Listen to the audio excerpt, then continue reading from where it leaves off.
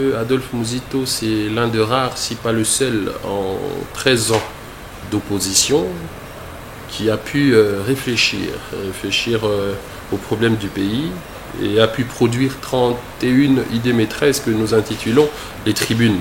Donc, du coup, je suis pas totalement d'accord avec M. Martin Fayoulou, qui a proposé une formule qui existe, Okay. Mais qui est une solution palliative. Ce n'est pas une solution sur le long terme. Parce que le peuple en a marre de la guerre. S'il vous arrivait de rencontrer Joseph Kabila aujourd'hui, dans la situation actuelle du pays, quelle est la première phrase que vous allez lui adresser? Je l'encouragerai à œuvrer pour la paix. Mais si vous avez la même occasion que Fayoulou de rencontrer Félix Tshisekedi en face, vous lui dites quoi?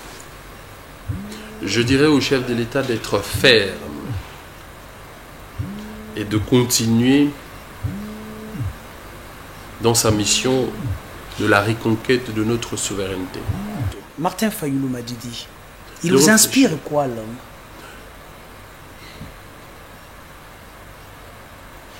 C'est un homme pragmatique, pour l'avoir connu personnellement lors des rencontres, lors de nos différentes réunions de communication au sein de la coalition Lamouka. Okay. Mais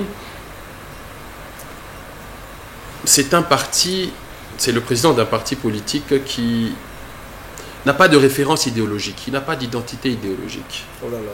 C'est un peu ce qui explique un peu les revirements politiques à chaque occasion.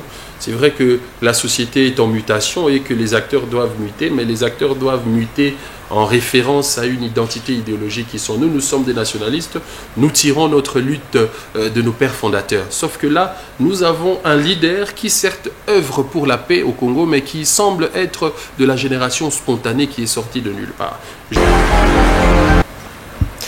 Voilà. Mesdames et messieurs, bonjour et bienvenue à ce nouveau numéro de votre émission, l'émission du peuple, avec le journaliste du peuple, Isaac Mutombo. Mesdames et messieurs, de quoi est-ce que nous allons parler aujourd'hui? Nous parlons de l'insécurité ou de la sécurité en République démocratique du Congo, cette agression rwandaise que subit la République démocratique du Congo à l'est de la République. Deux approches se présentent aux Congolais ou à la classe politique congolaise. Certains parlent de ces processus de Kinshasa qui réunirait autour de prêtres catholiques, de prélats catholiques et de chefs religieux de l'ECC tous les acteurs, même ceux qui ont touché aux armes. D'autres pensent qu'il faut passer à une formation du camp de la patrie qui réunirait tous les Congolais de souche, les patriotes, contre cette agression rwandaise à l'est de la République démocratique du Congo. Mais à quoi est-ce que nous devons réellement mordre ou à qu'est-ce que nous devons accepter aujourd'hui? Nous avons amené devant vous un penseur, un politique congolais. Il est membre et cadre d'un parti politique en République démocratique du Congo. Je parle ici du nouvel élan de M. Adolphe Muzito, ancien Premier ministre en République démocratique du Congo. Il s'agit bien de M. Joël Lopez. M. Joël, bonjour et bienvenue. Bonjour mon frère Isaac Mutombo. Bonjour aux téléspectateurs de ta chaîne de télévision. Bonjour à l'équipe technique qui m'a reçu il y a quelques instants. Et bonjour à tous les cadres militants et sympathisants du Nouvel Élan. Je ne manquerai pas, surtout pas de saluer le président national de mon parti, l'ancien Premier ministre Adolphe Muzito, mais également le secrétaire général, Maître Blanchard Mongoba. Merci encore une fois de plus pour cette invitation. C'est vrai qu'on s'est raté dans le passé, mais il était pour moi un devoir et une obligation d'ailleurs de répondre à cette invitation pour pouvoir décrypter la situation telle que tu viens de le décrire, sécuritaire de notre pays, et pouvoir communiquer bien évidemment avec les populations qui nous suivent et principalement ceux de ma circonscription, le Moamba. Les Congolais se posent la question de savoir qu'est-ce qui fait le silence du président Adolphe Muzito. On s'était habitué avec Adolphe Muzito, à chaque fois qu'il y a des sujets comme celui-ci, il vient passer pour des analyses scientifiques. Mais qu'est-ce qui fait le silence de l'homme ces derniers temps? Bon, Isaac, dire que l'homme est silencieux, je ne suis pas du même avis. D'autant plus que Adolphe Muzito, c'est l'un de rares, si pas le seul, en 13 ans d'opposition qui a pu réfléchir aux problèmes du pays et a pu produire 31 idées maîtresses que nous intitulons les tribunes. Et au-delà de tribunes, nous avons pour habitude de voir l'homme s'inscrire dans ce que nous appelons le dialogue vertical, un dialogue du sommet à la base, où le peuple a le temps de poser des questions, s'exprimer sur les questions politiques, économiques et sécuritaires du pays. C'est vrai que nous l'attendions peut-être dans les médias, mais aussi il faut savoir que c'est aussi un repli stratégique dans le sens où Adolphe Muzito est en train de réorganiser son parti politique, le Nouvel Élan, à travers le Congo, en même temps réfléchir. Nous avons, il y a il y a un mois ou quelques semaines, répondu à l'appel du chef de l'État à travers les consultations nationales par l'entremise de son conseiller spécial. Nous avons, dans ce cas-là, formulé nos recommandations en tant que formation politique qui a répondu présent à la main tendue du chef de l'État. Nous continuons et je pense qu'à travers nous, ces militants, nous donnons aussi en partie la position de notre leader et de ce fait de son parti politique. Donc l'homme est présent à travers ses militants, l'homme est présent à travers ces tribunes, parce que ces tribunes sont des idées dans lesquelles Adolphe Muzito a diagnostiqué le problème du Congo, mais ne s'est pas arrêté à diagnostiquer le problème du pays, mais aussi à proposer le traitement adéquat, c'est-à-dire les propositions qui aillent dans le sens à répondre aux besoins de la population congolaise. Là est la différence d'un homme d'État à un politicien, car lui, Adolphe Muzito, pense aux générations futures, à la différence de ceux qui considèrent le pouvoir comme un objectif en soi, alors que le pouvoir n'est autre que le moyen par lequel nous allons parvenir à mettre en musique nos tribunes, nos programmes de gouvernance. Est-ce que vous pensez que c'est considéré, c'est tout ce que vous présentez comme tribune, idées, pensées, critiques scientifiques d'Adolphe Muzito? C'est considéré par le pouvoir en place, par les politiques? Absolument, parce que le chef de l'État a plus d'une fois reconnu les efforts du gouvernement Muzito, et d'ailleurs, l'ancien chef de l'État, Joseph Kabila, dans son récent discours, a reconnu effectivement que le Congo était dans son âge d'or entre la période de 2010 et 2012.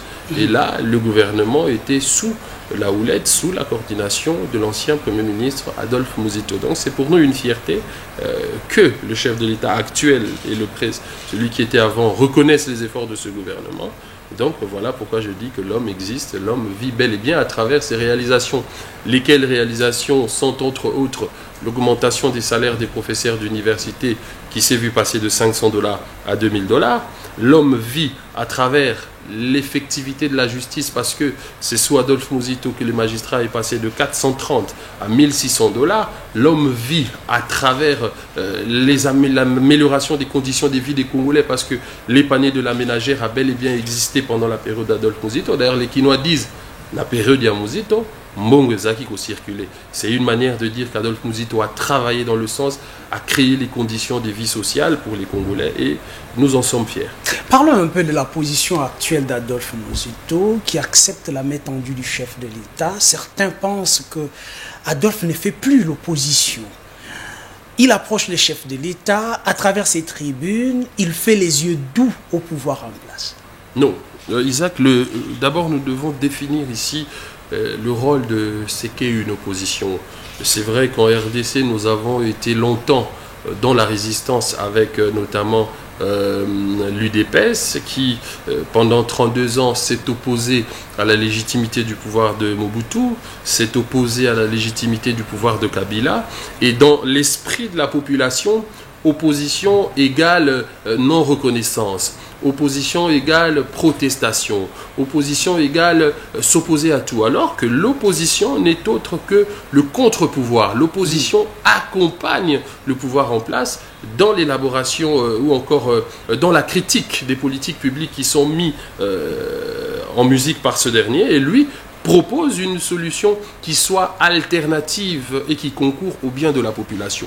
Donc opposition et pouvoir en place n'ont qu'un seul objectif, celui de servir l'État, celui de répondre aux besoins de la population, qui n'est autre qu'avoir accès à un logement décent, avoir accès à des soins de santé, avoir accès à des infrastructures telles que des routes. C'est ça la mission et de l'opposition et du pouvoir en place. Et Adolphe Muzito s'est toujours inscrit dans cette logique-là en tant que nationaliste.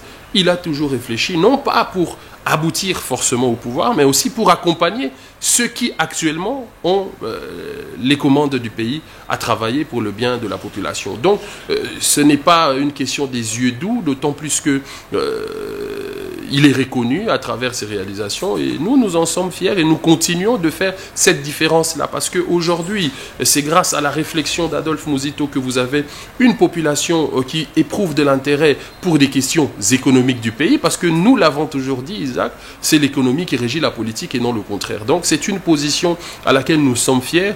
Et nous appelons la population à s'engager dans un combat qui soit non seulement quantitatif, mais surtout aussi qualitatif, parce que la population a pour rôle de pousser le pouvoir en place à répondre à ses obligations. Donc nous sommes une opposition, et d'ailleurs, conformément au règlement d'ordre intérieur de l'Assemblée nationale, qui veut que chaque parti, au début de toute législature, puisse faire une lettre de déclaration d'appartenance, nous avons déclaré notre appartenance à l'opposition républicaine. Et nous sommes pleinement dans ce rôle-là et nous ne pouvons qu'en être fiers. L'opposition républicaine, accompagner le pouvoir, soutenir ce qui est bien, condamner ce qui est mal fait, proposer pour le bien de la nation.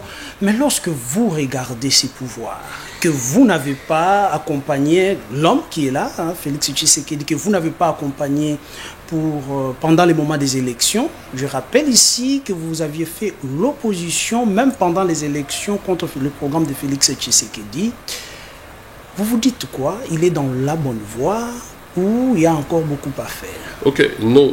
D'abord, j'aimerais apporter cette précision. Le Nouvel Élan, comme parti politique qui concourait au pouvoir, d'ailleurs Adolphe Muzito en est sorti 4e aux élections présidentielles, s'était ouvert à toute alliance politique. Mais à la seule condition que les alliances puissent se baser sur la conformité des programmes de gouvernance de chacune des parties. Fort malheureusement, aucun des partis n'a pu présenter un programme concret. Et faute de temps, nous n'avons pas eu à discuter sur la conformité de ce que nous proposions parce que Adolphe Muzito a été reçu dans le cadre des consultations initiées par l'informateur du chef de l'État. Il avait mis en évidence la question du programme de gouvernance. Nous n'avons pas pu trouver un consensus. Nous nous sommes inscrits de ce fait comme opposition. Mais aujourd'hui, nous avons, durant le parcours de M. Félix-Antoine Tshisekedi, reconnu notamment les efforts du gouvernement en termes de mobilisation des recettes. Ça, c'est un fait. Mais nous avons aussi critiqué la qualité de la dépense. Et en critiquant la qualité de la dépense, Adolphe Muzito a proposé des solutions. Lesquelles solutions étaient une augmentation considérable du budget qui est alloué à la défense, parce que la défense est considérée comme le pilier même central d'un État.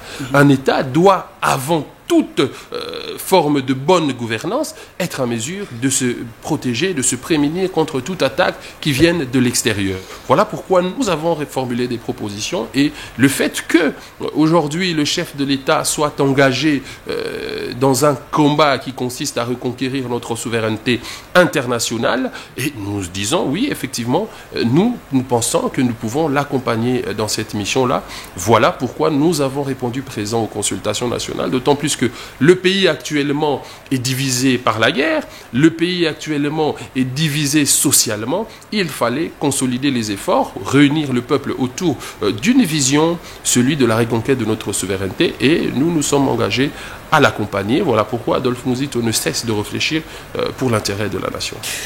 Vous étiez allé voir Eberhard pendant les consultations. Qu'est-ce que vous avez amené comme proposition en ce qui concerne la sécurité en République démocratique du Congo? Ok. Premièrement, Adolphe Muzito, dans ses réflexions, a dit, et d'ailleurs c'est ce qui lui a valu aussi l'adhésion de la population au sein de notre parti politique, le fait qu'il fallait se préparer à faire la guerre au Rwanda. Ah, ok. Oui. Pourquoi faire la guerre au Rwanda? Parce que, Isaac, nous devons ici savoir que les relations entre États reposent très souvent sur des dynamiques d'influence, sur des dynamiques de puissance. Il n'y a jamais d'amitié entre États. Il n'y a que des questions d'intérêt stratégique à préserver. Et le Congo, au regard, de sa superficie, 2 345 000 km, au regard de sa démographie, près de 120 millions d'habitants aujourd'hui, et au regard de sa position géographique sur la carte du monde, vous voyez que le Congo est une force redoutable parce que nous sommes le seul pays à avoir plus de 9 voisins. Nous sommes ce pays qui est à la fois donne vers la côte de l'océan Atlantique par la ville-province de Boma, le Congo central, et qui, à droite, passe par l'océan Indien avec le pays voisin, la Tanzanie. Donc nous avons une position très stratégique dans le monde et en Afrique qui se veut que nous puissions être un État fort. Un État fort, pourquoi? Parce que les pays voisins du Congo constituent une menace existentielle pour le Congo. Au regard de nos multiples richesses qu'il faut absolument protéger et exploiter pour le bien et de la population, mais aussi pour le bien de la région et de la sous-région. Okay. Voilà pourquoi Adolphe Mouzito dit que nous devons être dans une optique de guerre. La question de la guerre, pour nous, Congolais, doit être une question existentielle parce que le Rwanda constitue aujourd'hui une menace permanente pour le Congo. Et d'ailleurs, cette menace, Isaac, certains remontent cela à 30 ans. Mais si nous rentrons beaucoup plus en arrière, vous vous rendrez compte que cette menace existe depuis 1810. Okay. Parce que lors du tracé colonial de la frontière séparant le Congo et le Rwanda, nous avions à cette époque-là au Rwanda un roi qui était d'origine Tutsi.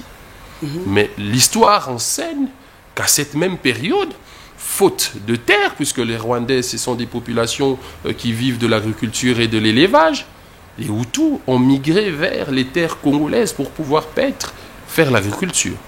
Donc, bien avant l'indépendance. Donc, au-delà du fait que la crise, telle que présentée par les acteurs politiques comme étant une crise qui a très alarmé, nous, au Nouvel Élan, nous pensons qu'au-delà de la crise sécuritaire, il y a une crise qui est aussi foncière. Okay. Et donc, c'est un problème de terre et l'État congolais devait se prémunir.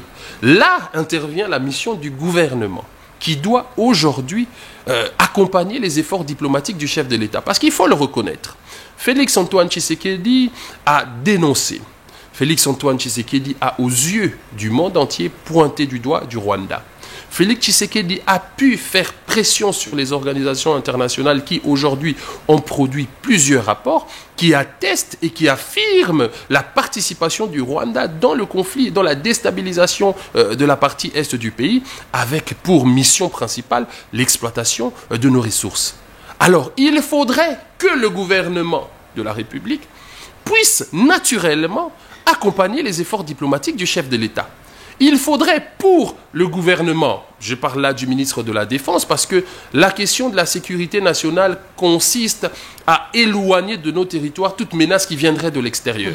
Sauf qu'aujourd'hui, les faits sont avérés de l'implication rwandaise. D'ailleurs, il y a quelques jours, Isaac, il y a un rapport du renseignement américain et des médias américains qui disent que les contingents du M23 ne sont autres que les éléments des forces de défense rwandaises qui ont changé de tenue militaire et qui opèrent en République démocratique du Congo. C'est qui rend la situation difficile.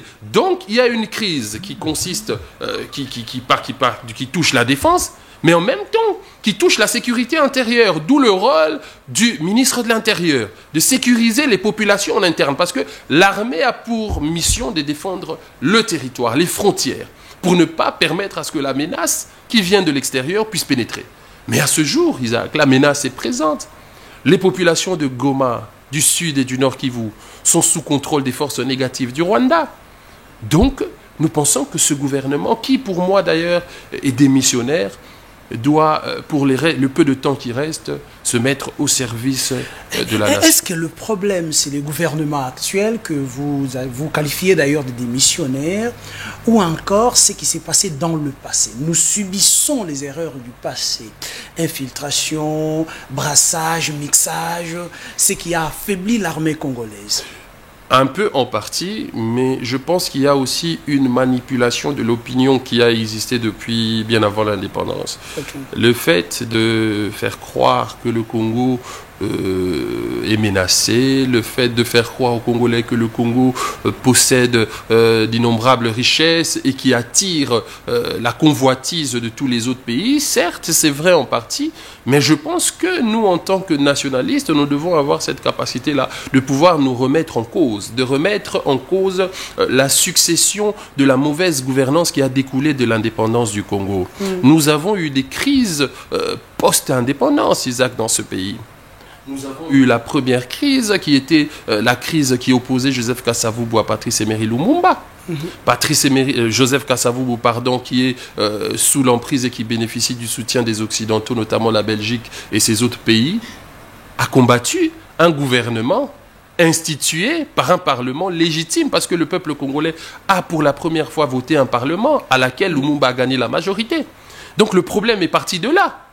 Et à la suite de cette première crise institutionnelle, qui a d'ailleurs été occasionnée par la sécession du Katanga, par la sécession du Kasaï avec Moïse Tshombe et tant d'autres acteurs politiques, parce que certains prônaient le fédéralisme, alors que Lumumba, notre père fondateur qui a lutté pour l'indépendance du Congo, prônait pour l'unification du pays. Et là, les puissances occidentales ont soutenu des Congolais, ont manipulé des Congolais pour qu'il y ait une division politique et une division qui est aujourd'hui sociale.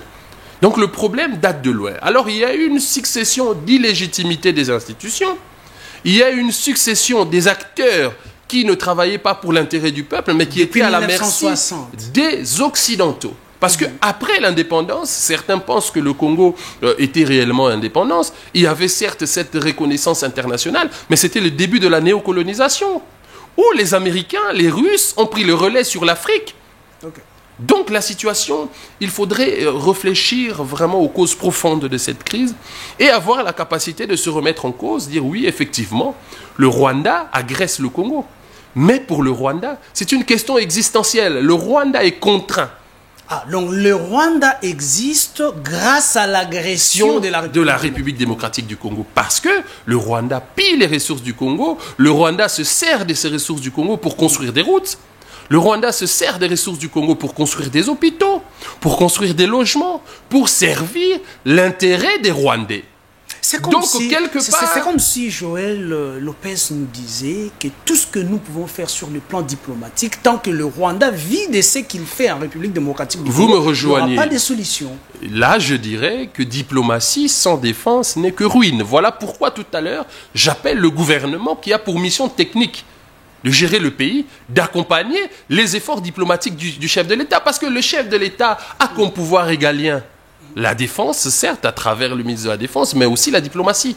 Donc il faudrait que le gouvernement qui a pour mission et qui est redevable vis-à-vis du peuple à travers les élus, le Parlement, puisse travailler pour l'intérêt du peuple. Sauf que nous constatons que le chef de l'État se retrouve sur un front diplomatique pendant que nous avons une armée qui est défaillante, certes, qui fait des exploits, qui se bat parce que le peuple a fait son choix, celui d'encourager, de soutenir les forces armées au niveau de la défense. Donc il y a un travail qui doit se faire en amont, en interne ici chez nous, restructurer le gouvernement, avoir au sein des institutions des gens qui sont patriotes, qui sont techniques et qui ont la compétence de gérer le pays. D'où la question est encore plus complexe, la faiblesse de nos partis politiques pour avoir aujourd'hui des ministres qui sont incompétents. Nous en parlons, mesdames et messieurs. Vous comprenez que sur ces plateaux, je reçois pour vous un membre ou cadre du parti politique Nouvel Élan, parti cher à monsieur Adolphe Muzito, que vous connaissez bien, ancien président, ancien premier ministre de la République démocratique du Congo. Monsieur Joël Lopez, c'est comme si le Nouvel Élan nager à contre-courant. Lorsque la classe politique parle d'un dialogue pour solutionner ce que nous vivons en République démocratique du Congo, vous parlez d'une solution qui viendrait de la guerre qu'on préparerait contre le Rwanda. Ne pensez-vous pas que vous nagez à contre-courant? Absolument pas. Nous avons fait une déclaration dans laquelle nous soutenons toutes les initiatives qui concourent à la paix. Okay. Parce que excusez-moi, Isaac, les consultations nationales initiées par le chef de l'État avaient pour but la mise en place d'un gouvernement qui fera face à l'agression rwandaise. L'agression est établie de fait, prouvée. Le Rwanda n'est pas en guerre. le Rwanda vit en paix. Le Rwanda a exercé une invasion. Le Rwanda déstabilise le Congo. Alors pour le chef de l'État, il fallait aboutir à la paix. Il n'y a pas de paix sans guerre. Celui qui veut la paix prépare la guerre. Donc nous devons réfléchir. Oui, négocier. Mais j'aimerais te dire, Isaac, que la défense et la diplomatie sont deux éléments simultanément liés. Ah, on ne peut pas les l'un accompagne l'autre. Absolument pas. Absolument pas. Parce qu'il s'agit là d'un exercice de pouvoir et d'influence. Et d'ailleurs, l'histoire nous enseigne, lorsque nous courons tout droit vers notre indépendance, il y a une guerre qui voit le jour, une guerre idéologique, la guerre froide, où nous avons des États qui exercent une démonstration de puissance. Et il y a des penseurs politiques comme Alfred Marin qui suggèrent à cette époque aux Américains de pouvoir encercler le monde. Le monde est encerclé par les États-Unis. C'est ce qui justifie aujourd'hui la présence militaire au niveau des océans Atlantiques, Indiens, des porte-avions, des bases militaires américaines. Le but, c'est d'être présent pour se prémunir contre toute menace qui tenterait d'ingérer sur les intérêts stratégiques américains. Donc c'est une relation de force. C'est une relation d'influence. Tant que nous ne redéfinissons pas notre État comme étant une influence militaire sur la sous-région, nous allons subir des menaces aujourd'hui du Rwanda, de l'Ouganda. Demain, ce sera l'Angola. Demain, ce sera la Zambie, la Tanzanie. Donc nous devons prendre conscience de notre propre problème, qui est un problème organisationnel de gestion. Alors sur la question du dialogue, oui, nous sommes pour le dialogue. D'ailleurs, nous sommes une démocratie. Et en démocratie, le dialogue est intemporel. C'est ce qui justifie aujourd'hui le fait que Adolphe Muzito, en tant qu'opposant, aujourd'hui, accepte de dialoguer avec Félix-Antoine Tshisekedi. C'est ce qui justifie le fait que Adolphe Muzito, en sortant des consultations nationales, ait appelé ses pairs de l'opposition, en l'occurrence Martin Fayoulou, qui a répondu aujourd'hui présent à cette main tendue du chef de l'État, à Moïse Katumbi, à Joseph Kabila, à tous les Congolais, y compris ceux de la société civile. Alors, dialoguons pourquoi? Analysons la question du dialogue. Aujourd'hui, nous avons deux factions. Nous avons la faction Martin Fayoulou qui propose, comme tu l'as dit, le camp de la patrie. Nous avons les évêques de l'Église catholique et SCC qui préconisent, eux, à leur tour, un dialogue au sens un peu plus large. Qu'ils appellent processus de Kinshasa. Processus de Kinshasa. Analysons. Martin Fayoulou est un acteur politique qui a pour mission de concourir au pouvoir. L'Église, par contre, a une mission apostolique qui, naturellement, doit se rassurer du bien-être des citoyens, des fidèles, prêcher le royaume des cieux. Mais quelquefois, nous pouvons accepter indirectement cette ingérence de l'Église catholique dans les affaires qui relèvent purement de la politique, pour la simple et bonne raison que les fidèles catholiques sont membres des partis politiques et qu'il doit y avoir ces dialogues-là dans la société de manière normale. Alors, nous acceptons ce dialogue-là. Mais analysons le dialogue proposé par Martin Fayoulou. Si nous nous référons à son discours, Martin Fayoulou appelle les acteurs à cette crise à se mettre autour d'une table pour qu'il y ait une discussion. Ce qui est normal. Ce qui est normal. Alors, qui sont les acteurs nommés par Martin Fayoulou? Martin Fayoulou nomme en premier lieu le chef de l'État, Félix-Antoine Tshisekedi, comme un élément de la crise. Martin Fayoulou nomme l'ancien chef de l'État, Joseph Kabila. Martin Fayoulou nomme Corneille Nangaa, l'AFC, M23, supplétif du Rwanda. Des rapports attestent que les factions du M23 ne sont autres que les militaires rwandais qui se sont déguisés en rebelles congolais. Alors, nous allons dialoguer pourquoi? Nous dialoguons pour avoir un retour à la paix. Mais avec qui dialoguons? Et dans quelle position le Congo dialogue vis-à-vis des M23? Vous pensez qui ne sont autres que les Rwandais? Dialoguer, nous allons en quelle position? Nous allons en position de force. Non, en position de faiblesse, excusez-moi. Oh là là. Alors, nous devons dialoguer. Je vais évoluer. La faiblesse, c'est le fait que nous avons des territoires qui sont encore sous occupation rwandaise. Quelle serait la conséquence d'un dialogue dans ce format-là? Ce serait prendre en compte les revendications des Rwandais. Or, l'histoire nous enseigne, comme je le disais, la première crise politique au Congo a conduit comme solution le premier dialogue, soi-disant national. Un dialogue financé, soutenu, entretenu par la Belgique. le conclave de Lovanium, qui chasse Lumumba pour mettre en place un gouvernement d'union nationale avec Cyril Adoula comme Premier ministre, qui gère pendant 5 ans et qui sera remplacé par Moïse Tchombe, je pense, si je ne m'abuse. Alors, la suite des crises politiques congolaises n'ont eu que pour conséquence le dialogue. Alors, le dialogue, pourquoi? Le dialogue pour concéder. Concéder à quoi? Concéder à la Constitution. Concéder à quoi? Concéder à des accords politiques. Concéder à quoi au final? Concéder au partage de pouvoir avec l'ennemi. Okay. Avec pour conséquence l'infiltration qui empêche ces éléphants géants que nous appelons le Congo de se relever. Alors, devons-nous dialoguer maintenant? Pourquoi? Alors, ce sont des questions que je me pose moi en tant que Congolais, au regard de l'histoire politique de mon pays. Alors, nous avons d'un côté les prêtres. Ouais. Donc, du coup, je ne suis pas totalement d'accord avec M. Martin Fayulu, qui a proposé une formule qui existe, okay. Mais qui est une solution palliative. Ce n'est pas une solution sur le long terme. Parce que le peuple en a marre de la guerre. Mais attendez, le peuple veut... La solution que propose Martin Fayulu à sa sortie, où il parle du camp de la patrie, cela mettrait peut-être les enfants, les Congolais ensemble, y compris les rebelles. Y compris les rebelles, pour essayer de résoudre ces problèmes à l'est de la République. Pensez-vous que nous pouvons trouver une solution définitive à cette guerre sans pour autant que les Congolais soient ensemble, qu'ils se parlent, même ceux qui sont en train de toucher les armes à l'est? Je pense que le diagnostic est très mal posé, d'autant plus que en proposant ce format-là, et après avoir suivi l'intervention de M. Martin Fayulu au sorti de son entretien avec le chef de l'État, nous sentons que ce leader, qui sans doute œuvre pour le retour de la paix, a du mal à reconnaître la position du chef de l'État. Ça, c'est déjà un problème, parce que nous sommes en démocratie. Alors, qui instituera le dialogue? C'est le chef de l'État. Alors ça, je n'entrerai pas vraiment en détail là-dessus. Donc, c'est une proposition qui pourra apporter une solution à court terme, mais avec des conséquences qui aura des effets néfastes sur la population, sur notre politique sur le long terme.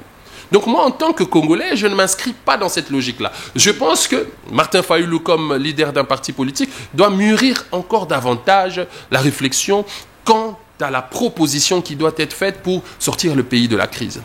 Alors, très bien. Parlons de prêtres catholiques et le dialogue de nos pères de l'Église, Sanko et CC, un dialogue qui se veut être au sens un peu plus large. Okay. Encore là, il y a un problème. Le même problème que nous avons décrypté avec le dialogue de M. Martin Fayulu. Les prêtres veulent mettre à la table les parties prenantes au conflit, y compris le Rwanda. Parce qu'il y a eu une tournée. Alors la question que nous devrions nous poser, nous, c'est quelle serait la conséquence? La conséquence serait concéder à des textes, je l'ai dit. Concéder à des accords politiques. Concéder à la formation d'un gouvernement qui prendra en compte ceux qui ont tué les populations congolaises. Parce qu'aujourd'hui, le peuple est dans une dynamique qui contraint le chef de l'État à suivre. Laquelle dynamique? C'est le fait que le peuple a choisi d'accorder son crédit, son soutien indéfectible au FARDC. Okay. Alors aujourd'hui, aussi rapidement, après autant de massacres, se tourner vers les M23, c'est aussi démobiliser notre armée. Je pense que c'est une question très, très, très sensible et il faudrait pour le chef de l'État d'avoir vraiment des stratèges autour de lui pour réfléchir davantage sur la question. D'autant plus que nous, en tant que Congolais, nous avons une part de responsabilité. J'insisterai là-dessus. C'est la mission du gouvernement qui est en train de faillir. Ah, ok. Vous pensez que le gouvernement a une responsabilité sur ce qui s'est passé indirectement? Oui, absolument. Parce que la mission du gouvernement, c'est de doter l'armée des ressources, c'est d'équiper l'armée, c'est de se rassurer sur l'état de la santé de notre armée, les effectifs. Opérer des réformes au sein de cette armée pour exfiltrer. D'ailleurs, c'est l'une des propositions qu'a fait Adolphe Muzito dans cette tribune. Exfiltrer toutes les personnes qui sont passées sous la bénédiction rwandaise dans notre armée. Les arrêter, les juger. Permettre aux dignes fils du pays, il y en a qui sont prêts à servir le pays. Donc il y a des réformes qui doivent se faire, mais fort malheureusement, ces réformes ont tendance à prendre plus de temps, et plus nous prenons du temps, plus l'ennemi avance, plus l'ennemi nous déstabilise, plus nous sommes en position de faiblesse. Comment répondez-vous à ceux qui disent que ce qui se passe à l'est de la République, il faut que les Congolais se pardonnent, qu'ils se disent les choses en face, même ceux qui ont tué autour d'une table, pour que le Congolais puisse sortir un peu de cette complicité avec le Rwanda contre la République? Ok, aujourd'hui, nous avons un problème. Au Congo, c'est un problème d'homme. C'est un problème qui est lié à la main-d'œuvre. C'est un problème qui est surtout identitaire. C'est un problème qui est culturel. C'est un problème qui date vraiment de très très longtemps. Parce que moi, je l'ai souvent dénommé les conséquences de la colonisation du Congo par la Belgique. Parce que la Belgique, en venant au Congo, en 1885, a institué pour la première fois son modèle d'administration. Parce que la force d'un État, c'est sa capacité aussi à administrer. Alors, dans cette administration, le Belge trouve une administration qui existait, c'est-à-dire le pouvoir colonial, que nous appelons entre autres la chefferie. Mais le Belge s'est passé de cette chefferie-là. La chefferie était au bas de l'échelle administrative coloniale. Les chefs de terre, les propriétaires terriens, les chefs coutumiers n'étaient pas associés au modèle de gestion coloniale. Et ça a été le cas jusqu'à ce que les Belges aient commencé à diviser même la chefferie, en organisant des votes pour élire des chefs coutumiers. Donc moi, j'ai d'ailleurs dit qu'aujourd'hui, nous avons la quasi-totalité des chefs coutumiers qui ne sont pas d'une lignée des grands chefs, des véritables chefs. Donc le problème, il est multidimensionnel. Voilà pourquoi je pense qu'il est très nécessaire d'y associer le peuple à cette réflexion pour que le peuple puisse, lui, exercer sa souveraineté en opérant ses choix et en s'identifiant derrière les vrais acteurs qui sont porteurs du changement. Très bien. Alors là, nous allons parler maintenant de la gestion, parce que certaines personnes pensent aussi que la mauvaise gestion au niveau de la République démocratique du Congo fait aussi qu'il y ait des désordres à l'est de la République démocratique du Congo. Parlons de la gestion économique du pays. Est-ce que cela a aussi de l'impact sur ce qui se passe à l'est de la République? Absolument. L'infiltration a eu beaucoup de conséquences sur la gestion de notre pays. L'infiltration de notre État par l'armée rwandaise et autres. Et oui, nous, au Nouvel Élan, nous avons d'ailleurs souvent dit, et je te le dis souvent lorsque tu me reçois dans ton plateau, c'est que c'est l'économie qui régit la politique. Okay. Nous avons besoin d'avoir plus de moyens pour pouvoir financer les réformes. Sans moyens, nous ne pouvons rien faire. C'est tout à fait naturel. Sans moyens, Isaac, tu as besoin de te nourrir. Tu as besoin d'être si bien vêtu comme ça, avec ta jolie cravate. Tu as besoin d'avoir les moyens de mobilité dans la ville. Tu as besoin d'avoir accès aux soins de santé. Tout ça requiert de l'argent. Et c'est le cas pour un pays, parce qu'il faut financer la reconstruction du pays à travers les routes. C'est un besoin de près de 60 000 km de route qui équivaut aujourd'hui à 60 milliards de dollars. Il faut mobiliser cet argent. Sur le marché international, il faut extraire nos minerais. Ici, en interne, il faut mobiliser cet argent. Alors, là encore, Adolphe Mouzito a traité la question. Voilà pourquoi nous sommes, nous, très fiers de s'identifier comme étant Nouvel Élan et militants aux côtés de ce grand leader, pour la simple et bonne raison que lorsqu'il accède au poste de Premier ministre, il sera sûr de répondre à la mission du gouvernement. La mission du gouvernement, la contrainte, c'est que le gouvernement est soumis à ce que nous appelons le principe de redevabilité vis-à-vis du peuple dans l'action qu'il mène au sein de l'exécutif. Lui augmente le budget de l'État x4. Ils se sont redevables parce qu'il doit aussi augmenter les salaires. Et là, nous avons des juges et magistrats qui sont passés de 430 à 1600 $, pendant qu'un député touchait autour de 3500, 4000 à l'époque. Donc vous sentez cette proximité entre les salaires du juge et magistrat et du député, ce qui fait que les politiques, c'est-à-dire que une répartition équitable, c'est ça le terme, pour le fonctionnement des institutions. Mais aujourd'hui, il y a certes un déséquilibre qui affaiblit la justice. La justice, c'est le cœur d'une nation. Il faut que la justice soit, elle, autonome pour pouvoir rendre justice au profit de la population. Fort malheureusement, aujourd'hui, nous avons une justice qui est encore inféodée au pouvoir politique. Voilà pourquoi toutes les manœuvres de la justice n'aboutissent pas à des résultats escomptés, parce qu'ils sont pauvres. Et que le fait que l'économie influe, l'économie des politiques influe sur le pouvoir judiciaire, nous avons une justice qui est bel et bien malade. Mais une justice qui compte des gens compétents et qui se battent pour que les magistrats soient traités à leur juste valeur et qui puissent librement exercer leur métier et rendre justice pour le bien de la population. Donc il y a des réformes qui doivent être faites, et Adolphe Muzito a proposé plus d'une fois là-dessus. Le fonctionnement des institutions de la République, Isaac, consomme aujourd'hui 50% du budget national du pays. Si nous avons un budget de 10 milliards en ressources propres, les fonctionnements coûtent à l'État 5 milliards. Fort malheureusement, dans les 5 milliards, la répartition n'est pas équitable. Le pouvoir politique, là c'est le pouvoir exécutif, le gouvernement et le Parlement en complicité, prennent 80% du budget alloué au fonctionnement des institutions. Les 120% à un pouvoir judiciaire qui compte aujourd'hui plus de 6 000 magistrats.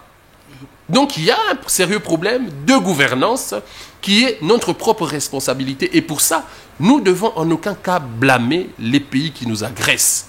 C'est une responsabilité qui nous incombe. C'est à nous d'organiser notre société. Yoza mobile oza na mwasi na ndaku, oza un salaire à $1000, mais okipara mwasi te okipara bana te. Mobile ya libanda zuibi au mwasi oza ko funda mobile wana. Non, c'est une responsabilité qui t'incombe toi. Et là, nos politiciens doivent prendre conscience et travailler pour l'intérêt du peuple. Voilà pourquoi nous, en tant qu'opposition, nous appelons la population à un éveil, à une conscience collective. Okay. Pour que lorsque, constitutionnellement, nous appelons le peuple à s'élever, c'est pour défendre son intérêt. Nous ne sommes que les porte-étendards de la volonté du peuple, qui n'est autre que celui du changement. Pendant l'apartheid, un peu après, nous avons vu les politiques de l'Afrique du Sud déposer l'air kazakh de l'opposition de la majorité. C'est dire que nous devons marcher ensemble pour développer notre pays. Ça s'est passé comme ça chez Kadhafi et même dans plusieurs pays africains pour trouver des vraies solutions aux vrais problèmes de la population. Aujourd'hui, la République démocratique du Congo est en difficulté. Pensez-vous que nous devons rester dans cette histoire d'opposition, majorité, au lieu que nous puissions nous liguer contre ce qui tourmente la République? Êtes-vous à l'aise de vous appeler aujourd'hui de l'opposition, de vous qualifier d'opposant? Être opposant, c'est être détenteur d'une alternative politique et ça n'a rien de mal. Et je pense que le peuple qui nous suit, lorsqu'il sera en mesure d'exercer pleinement son droit de vote, il pourra faire balancer les choses au niveau du vote. Alors, pour te reprendre à la question, Isaac, oui, j'ai tout à l'heure parlé d'une crise identitaire. Ça, ce sont les conséquences du fait que nous ayons été colonisés par les Belges.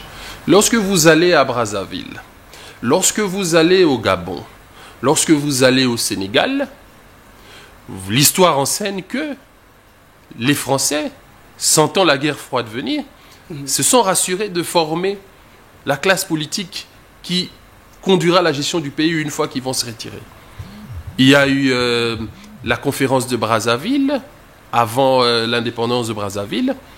Il y a eu, d'ailleurs, au Sénégal, si pas en Côte d'Ivoire, il y a eu un président ivoirien qui a exercé la fonction de ministre en France. Vous voyez? Donc nous avons eu cette malédiction-là d'avoir été colonisés par les Belges. C'est mon avis. C'est une malédiction. C'est une malédiction. Oh là là. Les Belges ne nous ont pas préparés à l'après-indépendance. Et ça ne date pas de 60, ça date de 85, 1885. Lorsqu'on institue l'administration, on n'y associe pas les Congolais. Les Congolais, c'est la main-d'œuvre. Mais les postes de direction, c'était des Belges. Donc c'est un problème qui est identitaire et aujourd'hui on parle, ajouter à ce problème, les acteurs politiques congolais ayant compris cela, sont en train d'aller dans la même direction que les colonisateurs. La question du tribalisme au Congo, c'est une question qui n'existe pas, mon frère. C'est une question qui est entretenue par les politiciens. En réalité, le tribalisme n'existe pas. Le tribalisme n'existe pas. Pourquoi le tribalisme n'existe pas? Et pourquoi le tribalisme n'existerait pas? Il suffit de construire des routes. Parce qu'aujourd'hui, nous avons au Congo des jeunes à Botamina-Kin, à Kolina-Kin, à Koufina-Kin, à Kenda Congo Central, à Kenda Gomate, à Kembanda Kate. Moi, j'ai eu cette chance-là dans le cadre des Nations Unies pour avoir travaillé avec eux, de sillonner un peu le Congo. Mais vous avez des Congolais qui sont à Goma, qui n'apprécient pas le Congolais de Kin, parce que les acteurs politiques sont en conflit et ils s'appuient sur les populations de leurs coins respectifs, régionaux, pour instrumentaliser la population. Okay. Moi, nous les ressortissants d'eux. Non. Construisez les routes, vous vous rendrez compte que les bananes plantains Makemba, qui est un luxe à Lubumbashi, moi j'irai vendre en voiture. Je prendrai le bus pour aller faire du commerce à Lubumbashi. Je vendrai mes Makemba au bon prix. Je viendrai réinvestir chez moi à Kinshasa. Celui qui est à Goma me vendrait des pommes de terre. Je lui vendrai la chikwang. Cette interaction-là, cette mixture des cultures, cette interaction fera en sorte que nous serons un seul peuple et indivisible. Et d'ailleurs, vous constaterez qu'au regard de la crise actuelle au Congo, les populations de Mbandaka soutiennent les populations de Goma, de Bukavu. Nous sommes un seul peuple, mais qui est instrumentalisé par les acteurs politiques.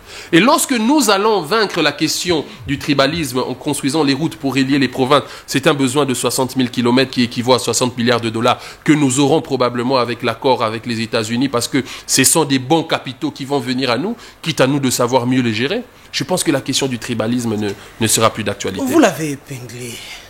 Accord RDC-États-Unis. Contre ou pour ce qui se passe. J'ai suivi quelques chefs coutumiers de l'Est de la République démocratique du Congo qui disent être contre ce qui va se passer. Ils les qualifient d'un bradage de minerais. Ok. Je suis pour. Et d'ailleurs, mon parti a, dans un communiqué signé par le secrétaire général, été favorable à cet accord, qu'il faudrait davantage mûrir. Ça, c'était la position du Nouvel Élan. Adolphe Muzito qui a salué le fait que les Américains ramèneraient des capitaux en échange de nos minerais. C'est ça. Dans les relations internationales, c'est ce dont on appelle relations bilatérales. C'est un accord économique, mais que nous pouvons critiquer à un certain niveau. Okay.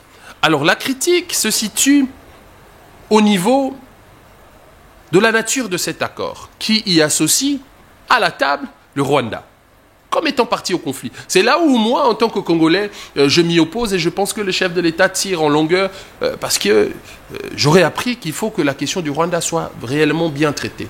Et d'ailleurs, ici, nous saluons la position du gouvernement congolais au niveau de la CEAC qui s'est opposé au Rwanda qui devait prendre le relais de la présidence. C'est une bonne posture. C'est ça aussi les relations de puissance au niveau de la diplomatie internationale. Le fait pour les Américains d'associer les Rwandais comme étant un élément du conflit, c'est là où il y a un couac. Ça, c'est mon avis. Donc la présence du Rwanda autour de la table gêne. Oui, ça me gêne, moi, en tant que Congolais. Je ne parle pas pour le compte de mon parti politique. Ici, je parle comme analyste politique. Pourquoi? Parce que les faits sont établis. Que le Rwanda est en paix. Les faits sont établis que c'est le Congo qui est agressé. Je ne connais pas un seul territoire rwandais qui est sous la menace des FDLR. Ça n'existe pas.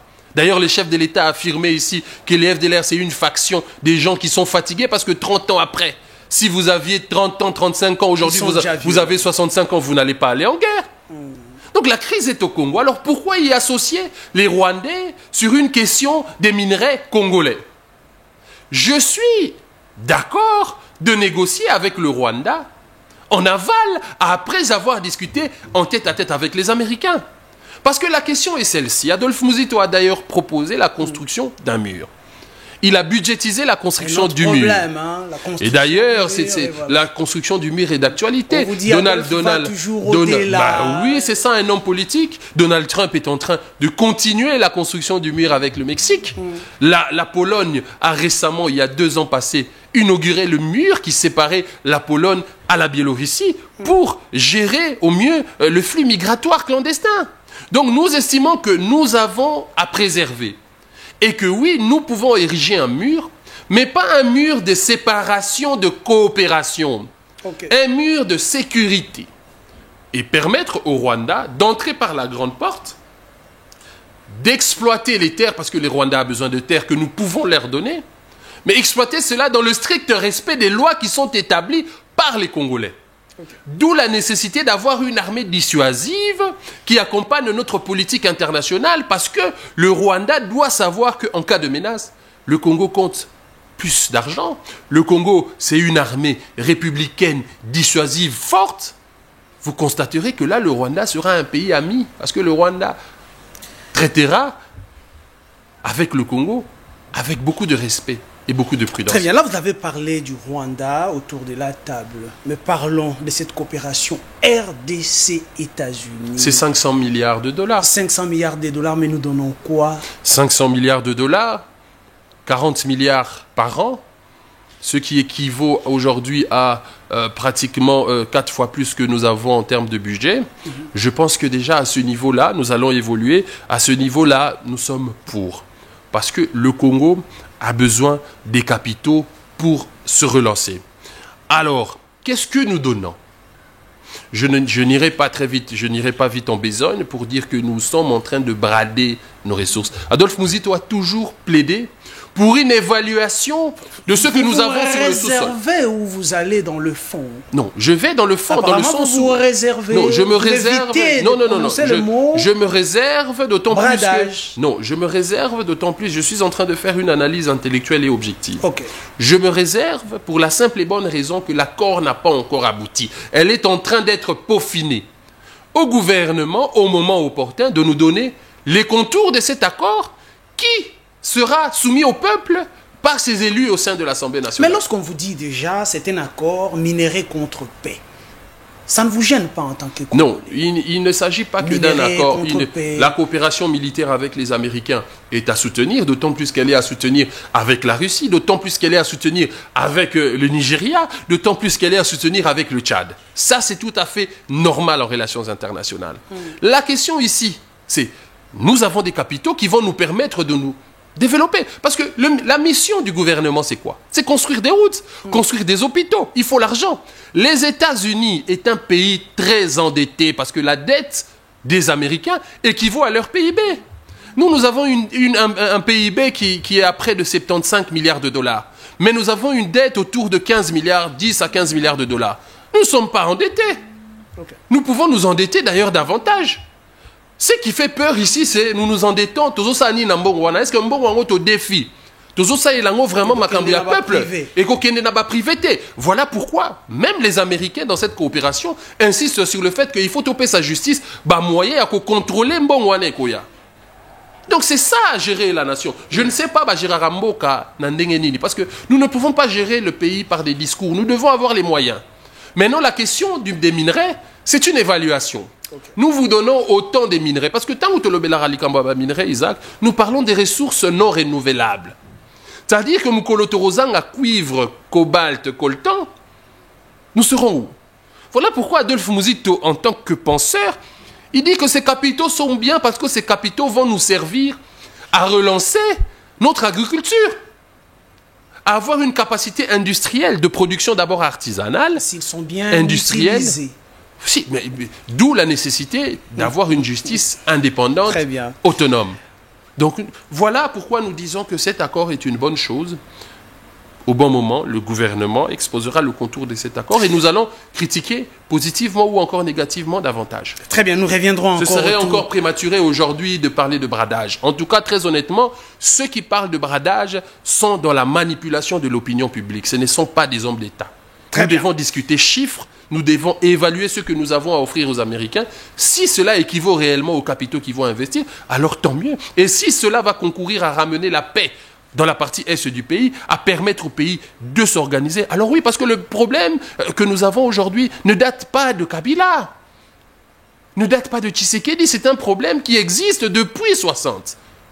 Alors, les solutions n'ont été que dialogue. Non, je pense qu'il faut redéfinir l'avenir du pays autrement. Il faut réfléchir, il faut poser le vrai diagnostic et proposer le meilleur traitement. Très bien. Alors, on va nous préparer le photo à mettre derrière ici. Je vais faire parler Monsieur Joël Lopez. Mais avant ça, vous allez me répondre par des phrases courtes. Joseph Kabila a géré ce pays pendant 18 ans. Il fait un petit discours. Le lendemain, il se retrouve à Goma. Quelle est la phrase qui vous passe dans la tête? Goma, c'est le Congo. Avant tout.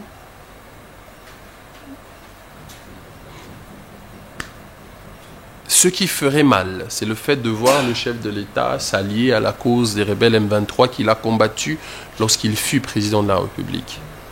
Mais jusqu'à ce jour, l'homme semble être dans un discours de paix. Le gouvernement semble être dans un discours de paix, je parle au conditionnel.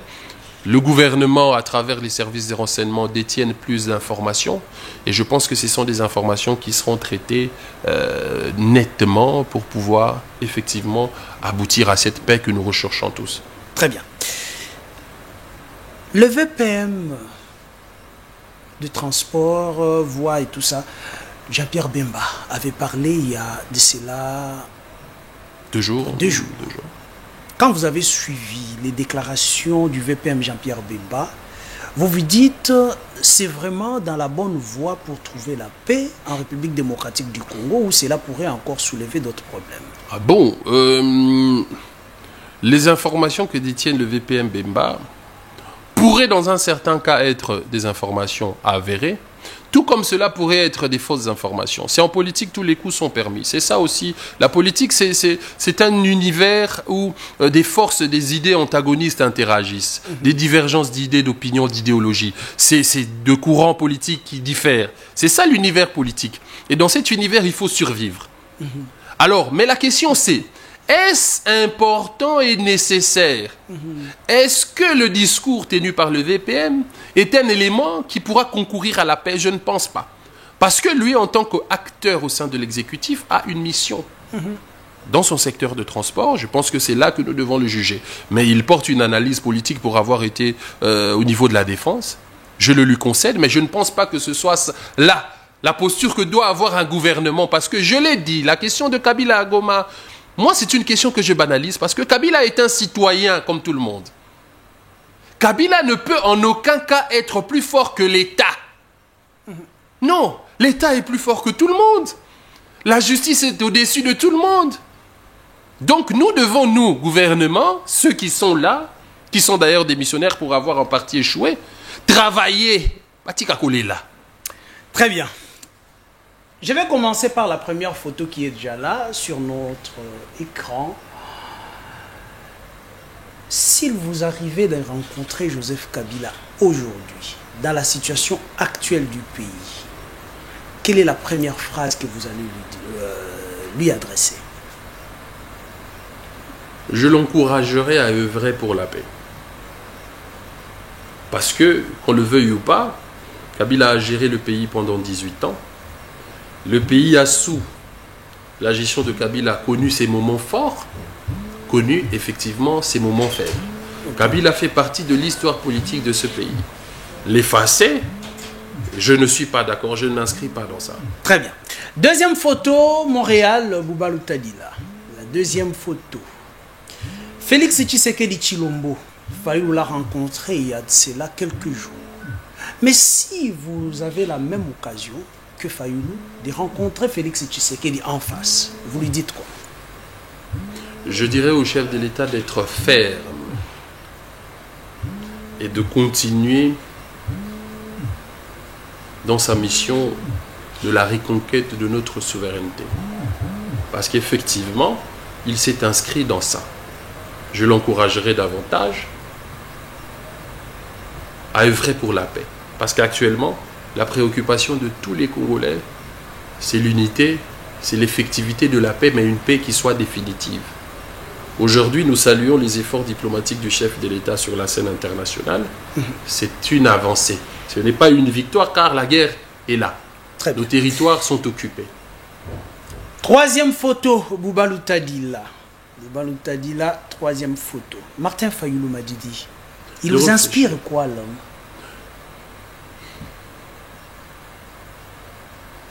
C'est un homme pragmatique, pour l'avoir connu personnellement lors des rencontres, lors de nos différentes réunions de communication au sein de la coalition Lamuka. Okay. Mais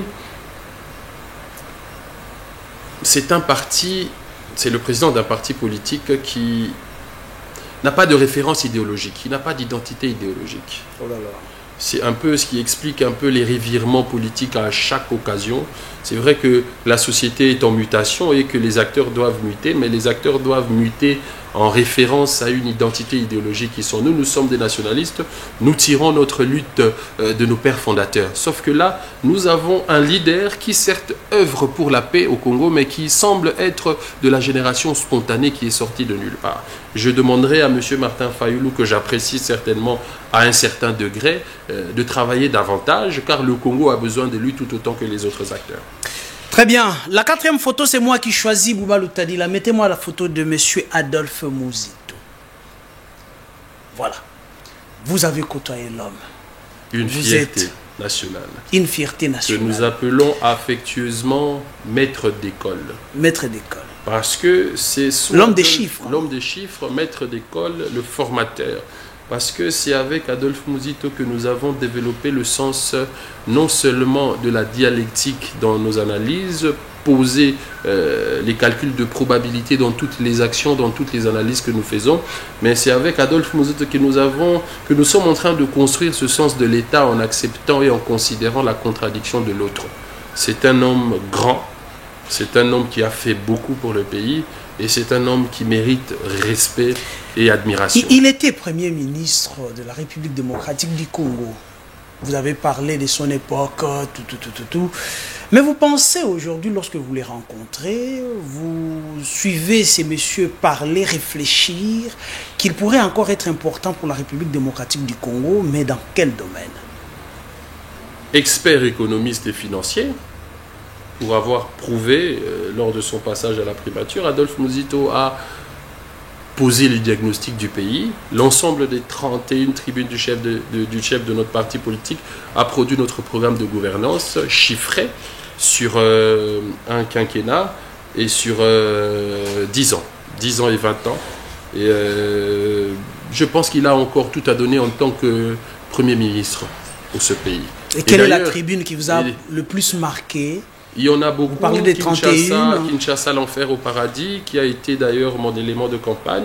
Dans cette tribune, Adolphe Muzito présente Kinshasa dans son entièreté. Adolphe Muzito met en lumière le fait que les 23 communes de Kinshasa, à l'exception de la commune rurale de Maluku, représentaient seulement 10% des terres occupées à Kinshasa, et que nous avons 90% des terres qui constituent la commune de Maluku qui est inexploitée.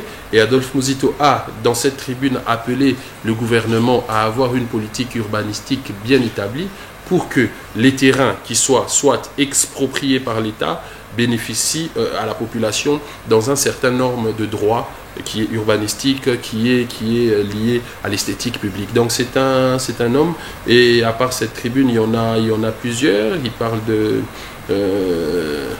la RDC, un pays d'aveugles qui est conduit par des bornes. Adolphe Muzito là parle d'une classe politique qui doit se redéfinir. C'est un homme pour qui j'ai beaucoup d'admiration, et ça fait aujourd'hui 9 ans que je suis à ce côté en politique, et je pense que nous sommes en train de mieux grandir. Nous nous référons à lui tout autant qu'il se réfère à Lumumba. Encore nous le disons merci. Voilà, dans le nouvel élan, encore combien de temps? Vous accordez encore combien de temps? Nous sommes du nouvel élan. Le nouvel élan, c'est un esprit. C'est un esprit des nationalistes. C'est une école idéologique qui veut que les partis politiques ne soient pas que quantitatifs, mais qu'ils soient aussi qualitatifs. Et d'ailleurs, il a fait pas mal de propositions dans le cadre des réformes des partis politiques. Nous sommes allés aux élections avec près de 1000 partis politiques. Seuls 10 partis politiques ont été conformes à la loi sur la représentativité nationale. Les 900 partis politiques ont muté en 22 regroupements politiques. Pourquoi ne pas opérer des réformes pour que les 23 regroupements politiques puissent muter en partis politiques et les présidents des regroupements politiques puissent être des présidents des partis politiques, ce qui définirait les clivages politiques qui existent en RDC, parti de gauche, parti de droite, parti de centre. Et ça, c'est une analyse d'un homme d'État. Monsieur Joël Lopez, merci pour votre disponibilité. Vous avez choisi une très belle photo surtout. Merci beaucoup. Merci pour votre présence et votre disponibilité. C'est moi qui te remercie pour l'opportunité que tu m'as donnée à converser avec la population à travers ce micro et cette caméra. Et je m'en vais aussi saluer l'équipe technique, merci. Et merci surtout à Maître Guillaume Kizungu qui ne cesse de m'accompagner dans ce marathon. Nous les saluons aussi. Merci beaucoup à mon équipe technique qui m'a accompagné. Il y avait Sadok Mutombo derrière son appareil photo, Némi qui était derrière les différentes caméras sur ces plateaux. Mais mon réal, le réal Boubalou Tadila, l'ingénieur Boubalou Tadila, qui a caressé les machines acoustiques. On se retrouve demain pour une nouvelle émission, un nouveau invité, une nouvelle thématique. D'ici là, portez-vous bien. Merci et bye.